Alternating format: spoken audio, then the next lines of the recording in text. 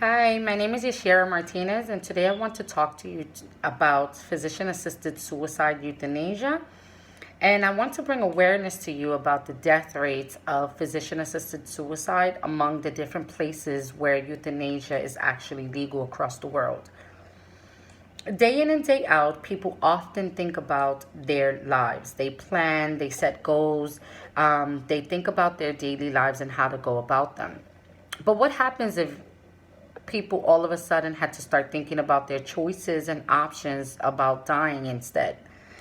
Sadly enough, we have all experienced um, a loss of a loved one at some point of our lives.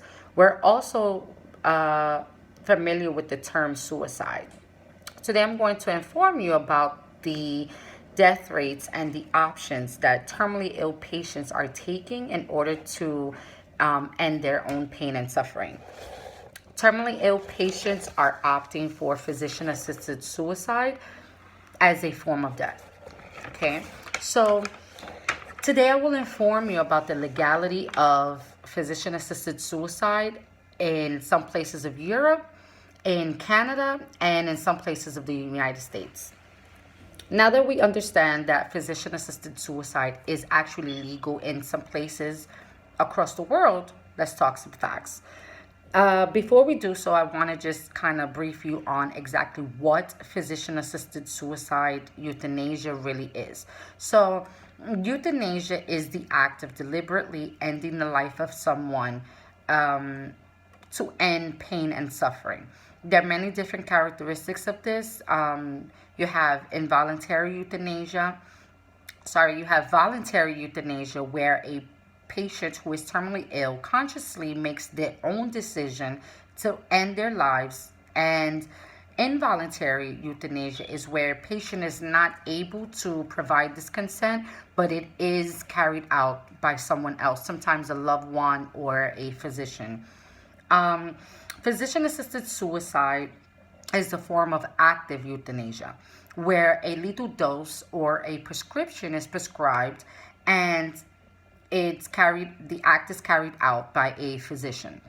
Camille Bello, a multimedia journalist with Euronews and founder of Neurons of Peace organization, she expressed that in a recent article, she expressed that physician assisted suicide in Europe was growing rapidly.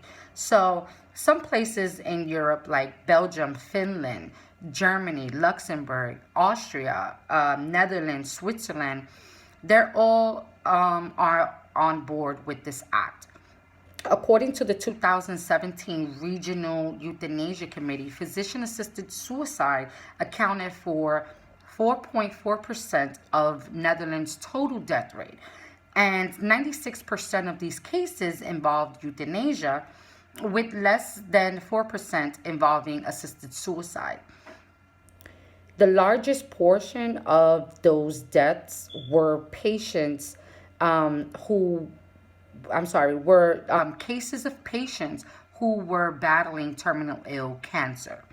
Now, in an article published by Menno Publications and Media, physician assisted suicide is an act where a patient must undergo different assessments and different regulations in order to qualify for the act of euthanasia.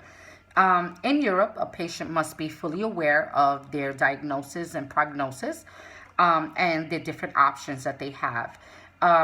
A patient can be as young as 12 years old, and a patient between 12 and 16 years old must have parental consent.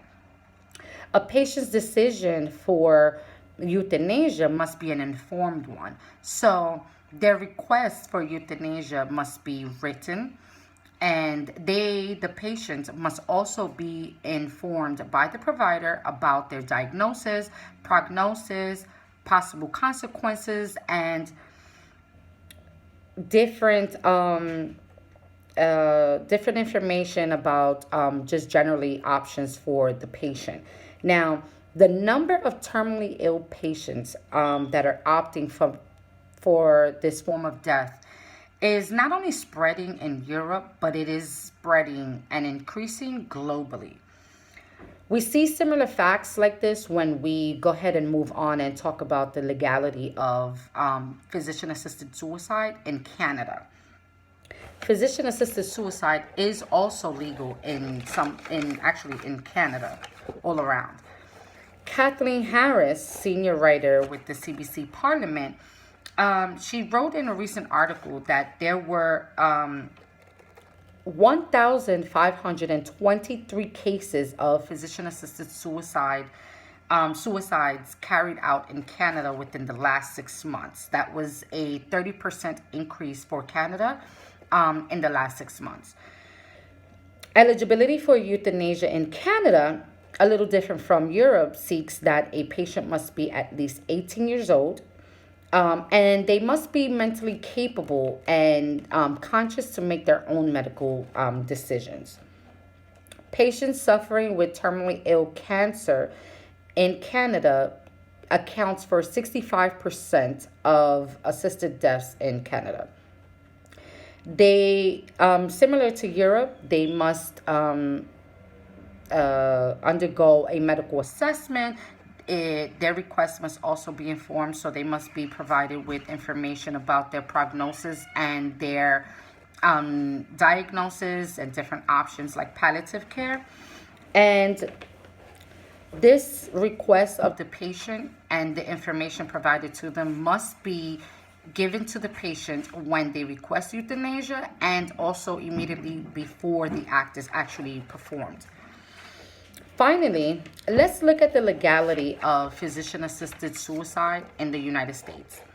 So, CNN Library discussed in a recent article that physician-assisted suicide was legal in 9 states across the United States. Hawaii, Maine, New Jersey, Oregon, Washington, Montana, Colorado are these states, and the District of Columbia.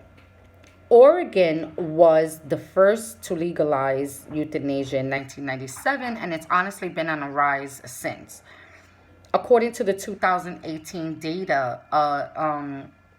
data summary, as of February 15, 2019, 1,459 patients have died from ingesting the legal dose prescribed to them from a patient using this act. 77% of patients fighting terminally ill cancer account for these deaths. Now, different from Canada and Europe, a patient must be 18 years old upon requesting euthanasia. They must have 6 months or less to live, and a patient must not suffer from any form of depression that would hinder their judgment or suffer from dementia. When a patient requests euthanasia in United States, they must be given a 15-day waiting period to go ahead and proceed with this act, just in case they change their minds.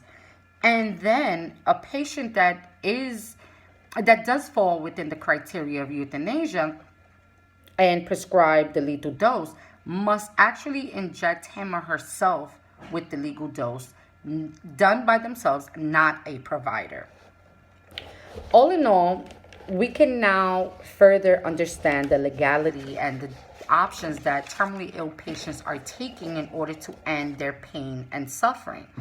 I have demonstrated to you the death rates in using physician-assisted suicide in Europe, in Canada, and in the United States. Terminally ill patients are choosing physician-assisted suicide as a form of death. You should take away from all of this basically a clear understanding of the choices that terminally ill patients are taking in order to end their pain and suffering.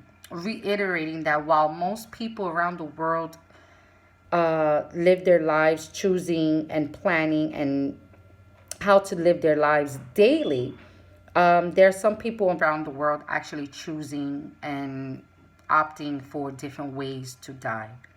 I hope that you have learned something today. Thank you so much.